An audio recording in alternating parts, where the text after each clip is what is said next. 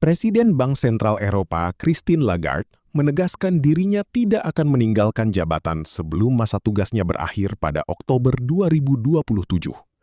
Dalam konferensi pers setelah rapat Dewan Gubernur ECB di Frankfurt, Lagarde menyebut dirinya akan tetap bertahan menghadapi berbagai tantangan ekonomi global, termasuk ketidakpastian akibat konflik di Timur Tengah. While energy price inflation declined in June, its rise since the start of the conflict and its impact on food, goods and services price inflation is likely to keep inflation well above target into the first half of 2027. Inflation should then decline as energy prices are expected to fall and other prices should rise more slowly. However, the conflict remains a major source of uncertainty. We are therefore closely monitoring the size and persistence of the energy price increase and how it feeds through to price and wage setting, inflation expectations, and the overall economic dynamics. The risks to the growth outlook are to the downside. While the Memorandum of Understanding agreed between the United States and Iran in June constituted a first attempt to resolve the conflict, recent weeks have brought renewed setbacks, and the geopolitical situation remains fragile.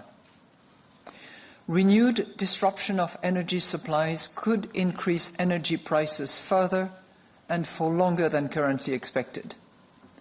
This would weigh on real incomes, spending, and investment.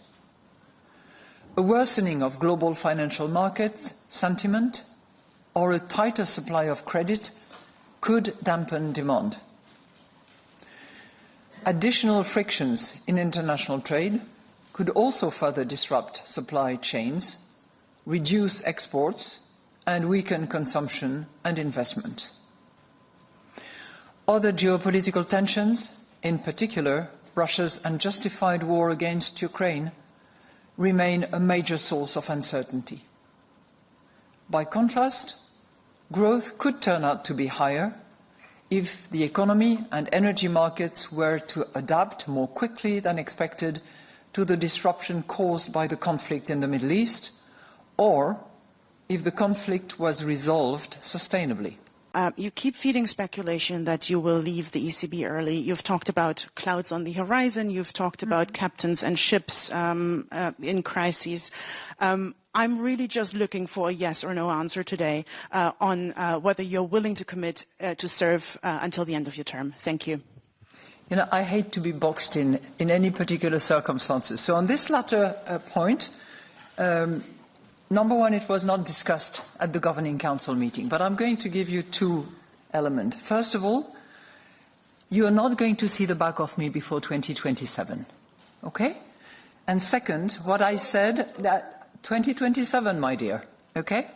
And the second point that I would mention is the same that I did mention once. When there are clouds on the horizon, the captain stays on the ship. And this captain is staying on this ship, as long as there are clouds on the horizon. Now, you can speculate, write anything you want. I don't think it's particularly interesting and important. What matters is that we apply the right monetary policy in order to bring price stability. So that will be my answer in response to this point. More importantly, what we are doing is not giving any forward guidance. I think that, you know, I've made that point clear and loud, and I've been doing that for a long time. My first question is regarding the current today's situation in the Red Sea. Did you discuss that in the Governing Council meeting and what it might mean for the overall assessment if now a second key supply line might be disrupted? The most recent developments, I'm assuming that you're referring to the Houthi threats against Saudi Arabia vessels and the materialization that took place this morning. My understanding of that is that it was reported at 10 a.m. Now, because it was a decision that harnessed a great sense of consensus around the table, we probably finished the meeting at about 10:15. So I'm not sure that that particular element that took place this morning, which is alarming, which is clearly going to have an impact and is having an impact. We can see that on the price of Brent as it evolves almost by the hour. But that was not in and of itself taken into consideration during the decision that we took this morning. That does not say that we are oblivious to energy shock that last, that possibly amplify, and that certainly have repercussions. And so we are very attentive to that.